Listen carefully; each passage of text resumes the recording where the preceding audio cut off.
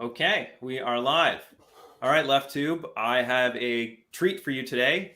Today we have Morad Ruhi and Fuad, who I just met today, and they are going to be telling you about an awesome fundraiser for what's going on for in Rojhilat in northern Iran during the COVID-19 pandemic. So yeah, take it away, Fuad. I guess you can start. I think it's I think it's best that Murad actually begins with the session, because he's definitely more in touch with the grassroots than I am. But just to start with a bit of an introduction, we have basically set up this fundraising campaign to support these grassroots people's councils that are basically being set up all over Rojhilat, which is the term for Eastern Kurdistan in northwestern Iran, and we're here to talk about its radical potential and all the great things that they're doing, and the political and cultural reasons for that. Mm-hmm. All right, Murad, then why don't you introduce yourself and talk about your relation to this project? I'm a PhD student here, almost a newcomer in Canada. So I'm doing my PhD in the Department of History at Queen's University, and then I did all my other educations in Iran, and grow up in Rojhilat myself, in Eastern Kurdistan, which is mostly western part of Iran. I should correct these small minor things. So yeah, and then I personally was engaged in these sort of self-organized assemblies, specifically when in the 2016's earthquake in the biggest Kurdish city province in Iran, which is Kermanshah. And then I had a personal experience. I spent time in that among these assemblies, and I know how they work. And then now that we kind of, when this pandemic reached Iran and it erupted throughout the country, and then I was in a kind of close contact with my friends, my family there, and I found out very soon that they have organized a very, very amazing stuff to kind of control, to prevent the more people get infected. And then for the first time, I saw some footages in the social media, and then I contacted my relations, my friends, and then I found more about the issue. And then I started to interview with many people who were in the very center of these organizations. And then, yeah, I collected many great stuff, information about the way they have organized themselves, the way that they have provided, a sort of completely independent aids to in the most specifically in the poor neighborhoods and stuff like that, and we can go into more details. Okay, so they're basically helping out where the government is kind of failing these people in these areas. So unfortunately, we cannot open this issue clearly. Develop this issue very clearly in here because of the sake of the time. But I should just say it in a very brief way that Kurdish communities in Iran are one of the most excluded, marginalized, group in Iran. In the modern time, and then because of the state intervention, both in the kind of oppressing the civil and democratic rights of Kurdish people in Iran, and then because of the introduction of the new liberal policies all throughout the countries, not specifically just in Kurdistan, but we suffered more, I can tell. And then because of these complicated stories, people in Kurdistan are almost, well familiar with, most specifically after the 1979 revolution, or even before that, they are very familiar how to self-organize themselves against the state oppression and then stuff like that. And then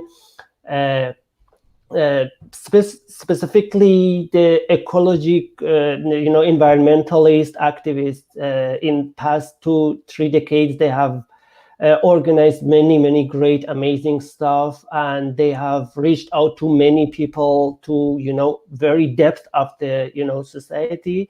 And then they've organized sort of NGOs, and then all these NGOs, not just ecological NGOs. Another, I should tell that in Kurdistan we have different type of NGOs. Okay, they are kind of official. The state kind of recognize them, but they'll doing they have been doing very great stuff in the field of teaching Kurdish language, which is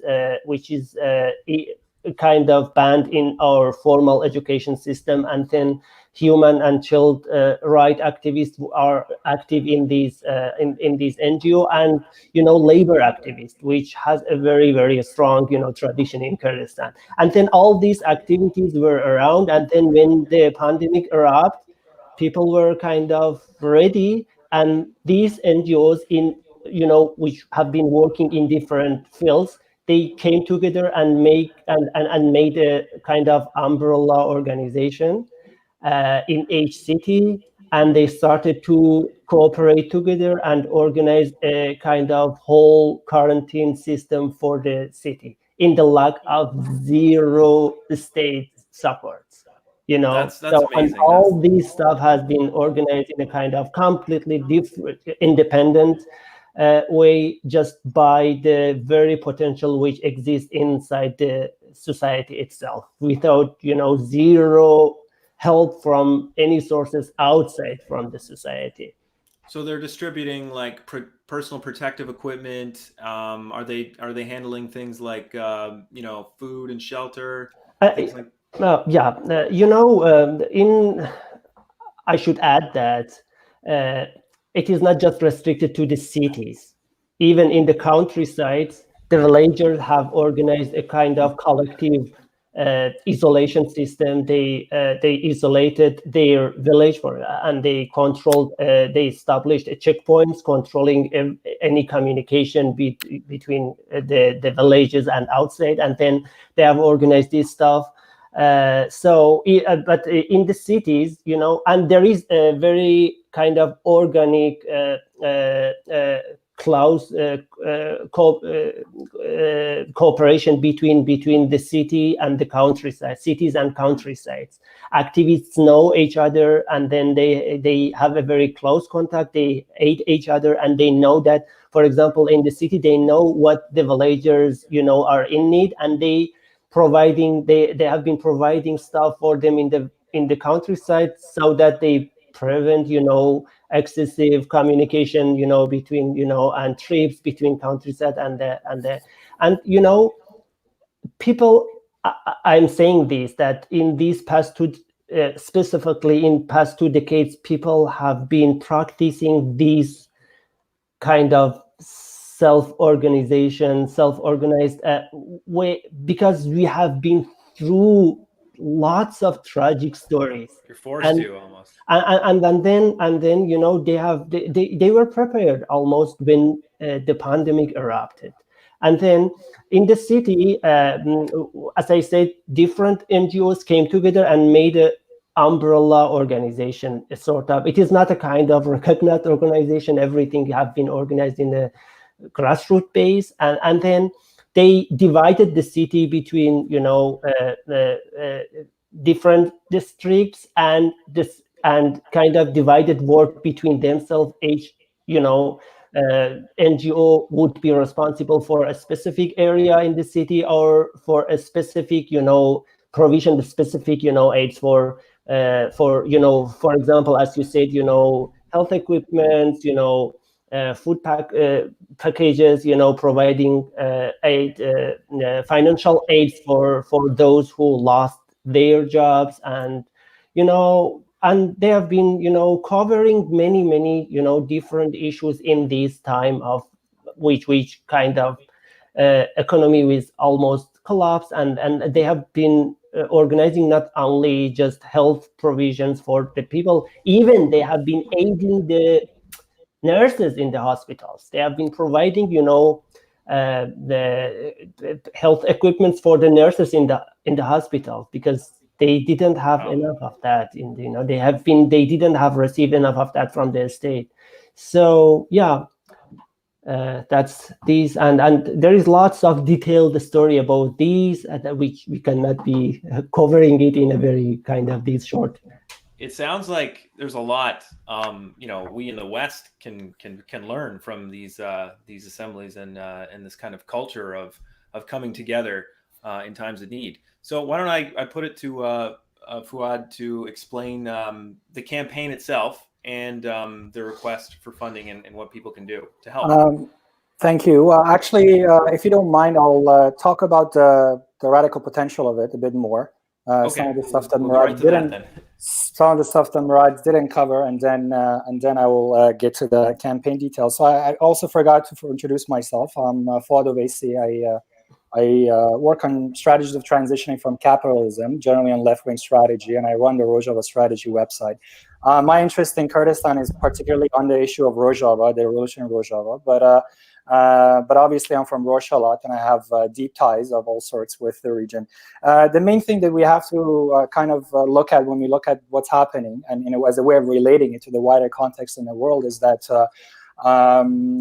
basically, as you can see all around the world, there are these turns to people kind of cartoning off the natural and social commons, beginning to take care of their own matters of self-management and all these things. And this is kind of part of this wider worldwide trend of kind of moving away from establishment parties and then more towards self-management, self-organizing, and stuff like that. And this is something that's been happening in Kurdistan, but for different reasons, and in different parts of Kurdistan for different reasons. And mainly because if you look at the recent history of basically struggling Kurdistan, particularly if you look at the example in Rojava, whenever the Kurds basically begin to do something as such, that is, they begin to organize into these forms of communal way of life, and they want to do something, there are state basically actors that are already present, and they wouldn't want these things to spread further. And then the moment that then you begin to get involved with party structures, then the question of the party endurance comes in, the question of party politics, there are different relationships with the different regional allies and all these questions, and then all the different state actors that begin to international actors that begin to enter the scene because they have a problem with a set state with or against this other state or whatever. And so what happens in the Rojhalati part of this context is quite similar, because it doesn't seem like at this point in time that say independence, as in political independence as a sovereign state, is a possibility in the Iranian part, nor is it conceivable that the Iranian part is going to Iranian regime is going to improve its attitude toward the Kurdish situation there. Therefore, the question of political agency and also social agency becomes a matter of thinking about how is it that we can create a certain environment so we can begin to operate and offer some of the services the government should be providing, but at the same time do not step on the government's toes. And this is where these forms of dual power come in, that you have particularly right now in Rojhilat, you have them in Rojava, you've had them within the kind of parliamentary democratic system in Turkey with the HDP party. And they come in, they offer services, they create these particular environments for people to be able to, in a way, reduce their dependence on state organs that are not providing anything, and by basically providing themselves with food, healthcare, and all these things, also level the kind of political playing field without engaging in direct conflict. and over the long term create new forms of agency for basically political gain. And these are some of the things that are being done, and particularly within the Rojhilat context, this is very important. And this is why the way we do things in this campaign also fits into this model, because there are establishment parties also in Rojhilat. There's the kind of left-wing establishment party. There's the right-wing one. I won't name names, but the bottom line being that we didn't want to get involved with these politics. We wanted to kind of be separate from this and do precisely what the people at the ground level have been doing. Because the moment we begin to engage in this type of party politics and taking sides, then naturally the Iranian regime has to enter the scene and kind of mess things up. So this is kind of the larger context of this thing. Okay, and then so who wants to talk about the campaign itself and the request for funding and how we can help? I think the biggest way, the thing is, the way we're looking at this campaign is not as a form of necessarily just support or charity. This is more importantly a way of creating international solidarity between these people's communes that are being set up in Rojhilat. And hopefully we want to have solidarity with, I don't know, with the Zapatistas, with all sorts of people, communes in Jackson, different places, right? And so this is the way we hope to have international, basically the left's international solidarity is first and foremost, obviously, by helping us in this campaign, so we can empower these people in these leveling ways that I just talked about, so they can set up their own forms of dual power, so they have independence to make their own decisions.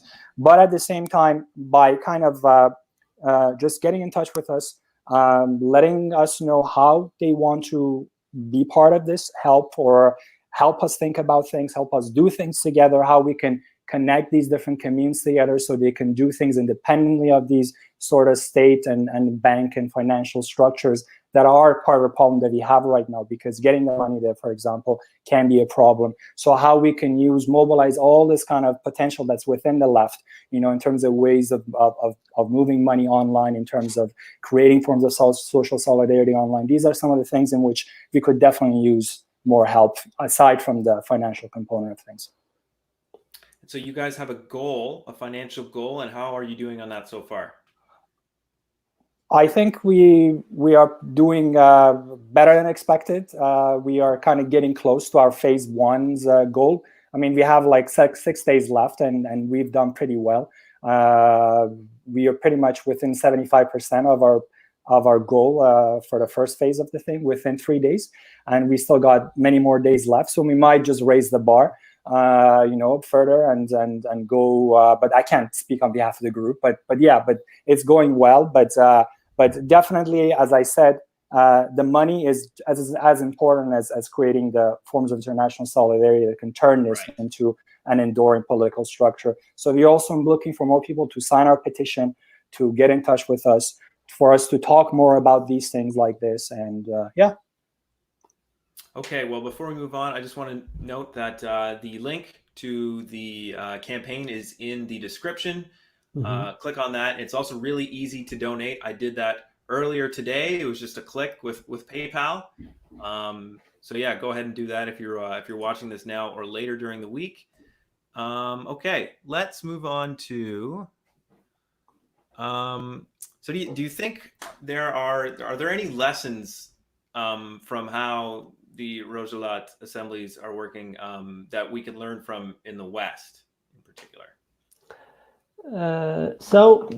For me, the most amazing aspect of this issue is the way that you protect the organize protection in a kind of completely collective way.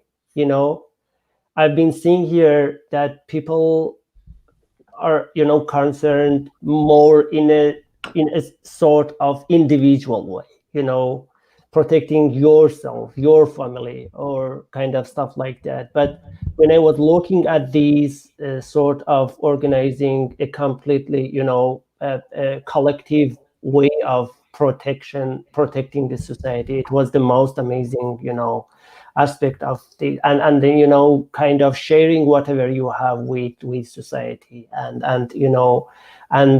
preventing yourself against the pandemic, both against the pandemic and against the state, only, exactly, just based on whatever you have in your own potential, not without, just being, just waiting for state or waiting for kind of foreign forces to protect you. So it was amazing for me, these sort of, and the way that, these kind of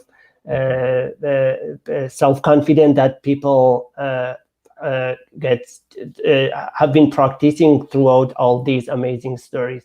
I should just remind it that this way of self-organization is not just, it has a very, very long story in Rojhilat, and then it showed itself during these pandemic. It showed that how society have been practicing these sort of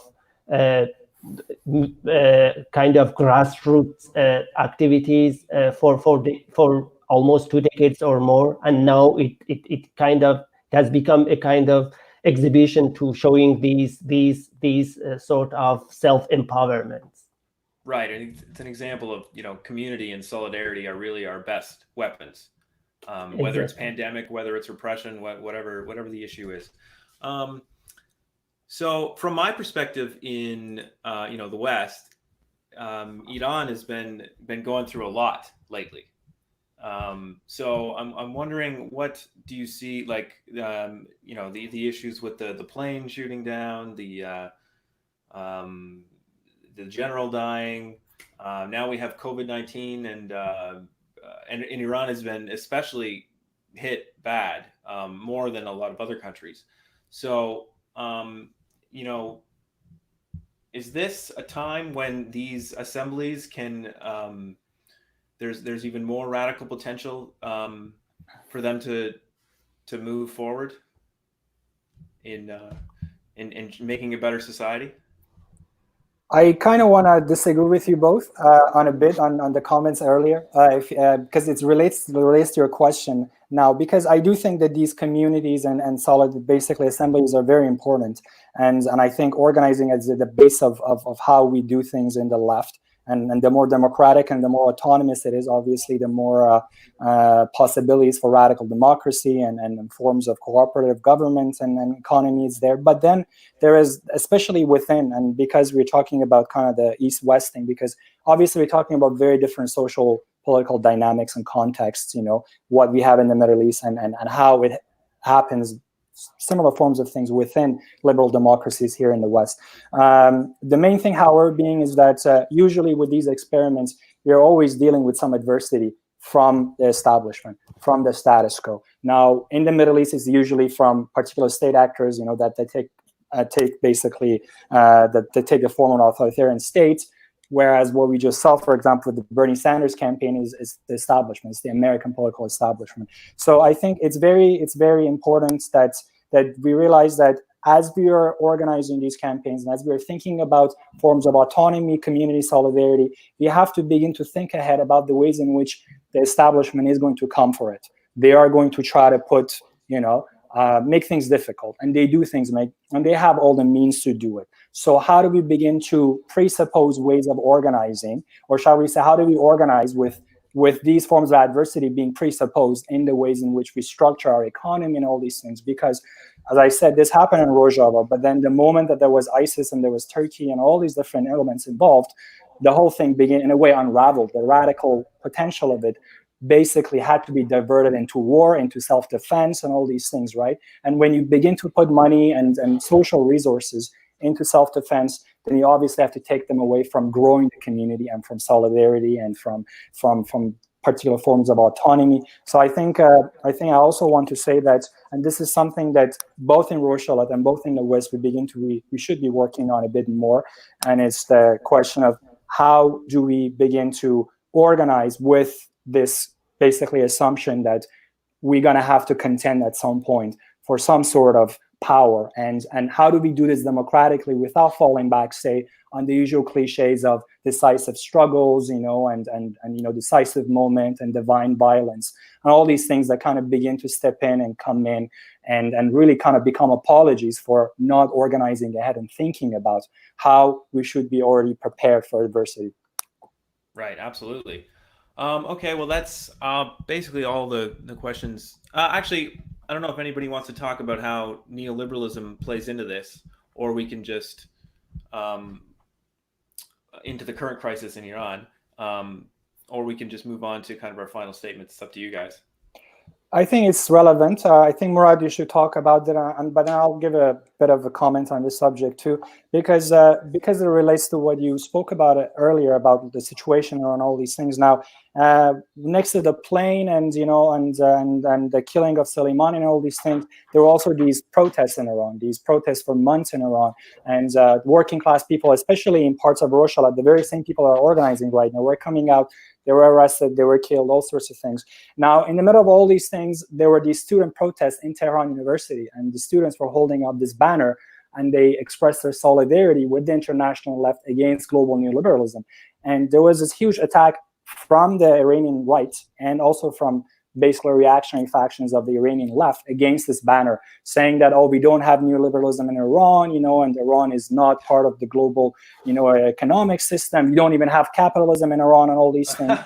So, which really then kind of translates into, on both sides of the political aisle, into real problems. Because first, if you don't have capitalism in Iran, then there's no class issue.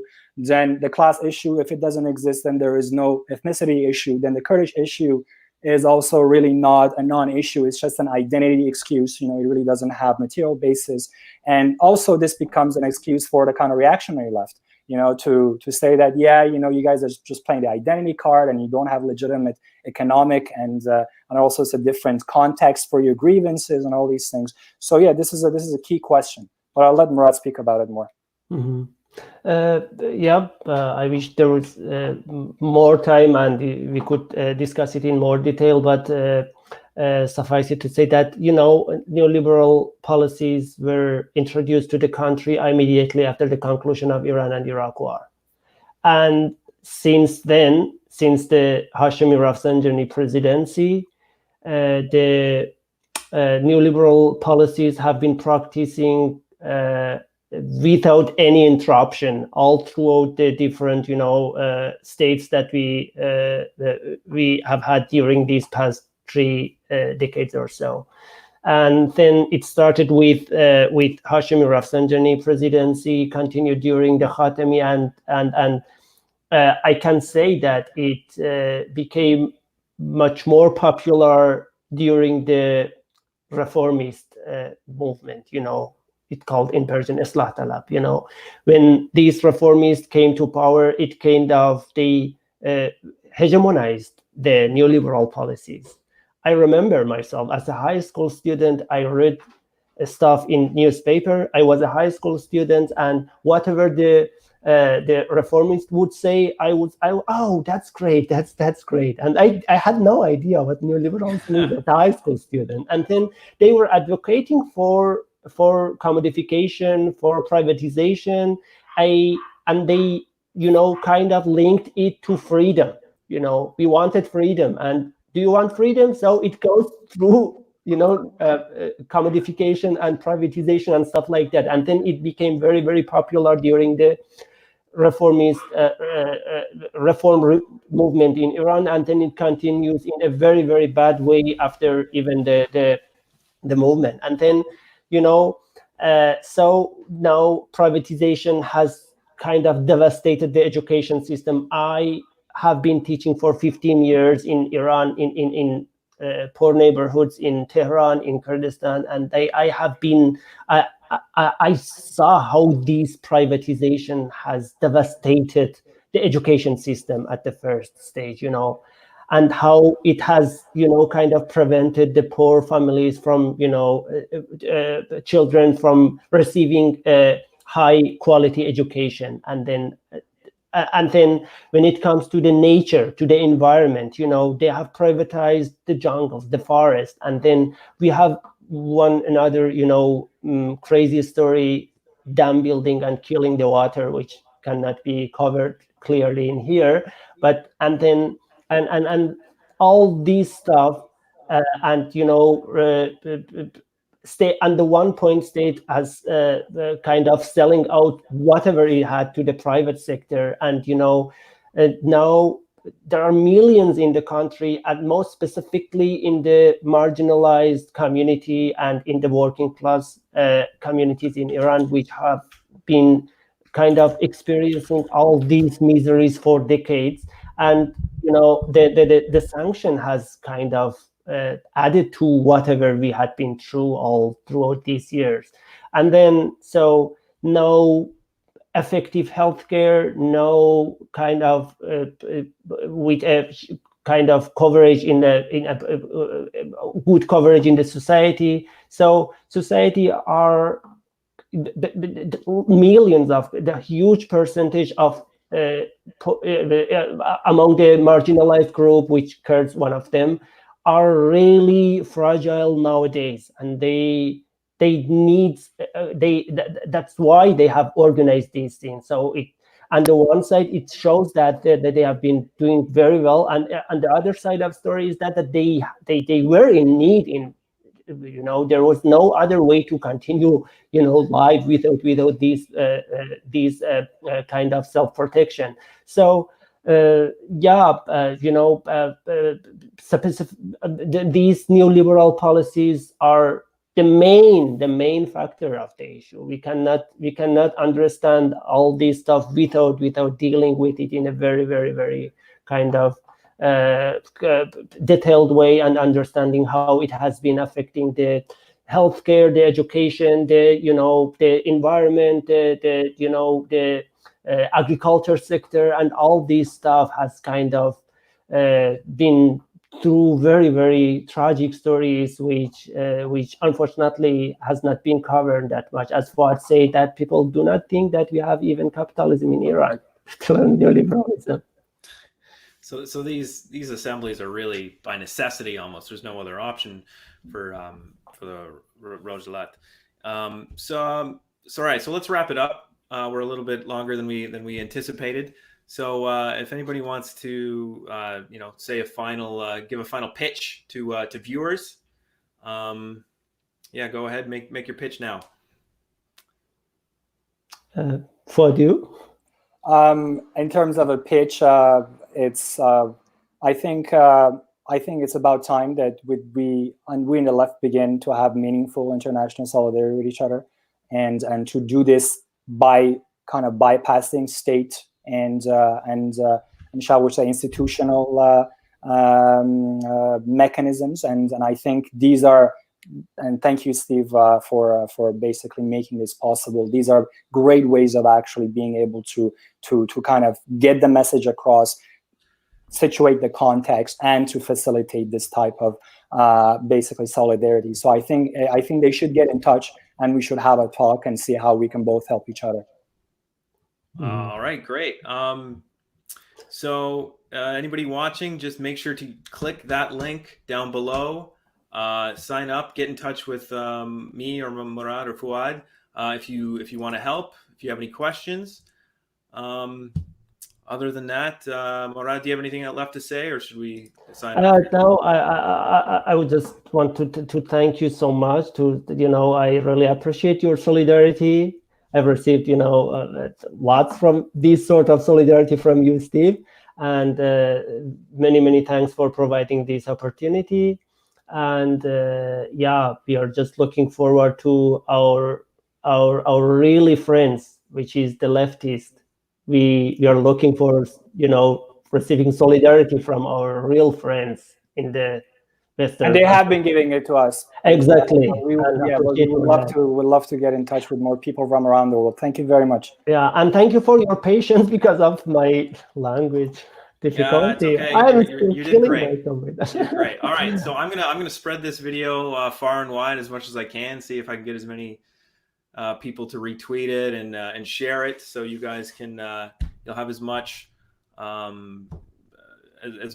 contribution as possible from those on the left. So Thanks, guys. Solidarity. Thank you. Solidarity. And, Thank you. all right, I'm going to end the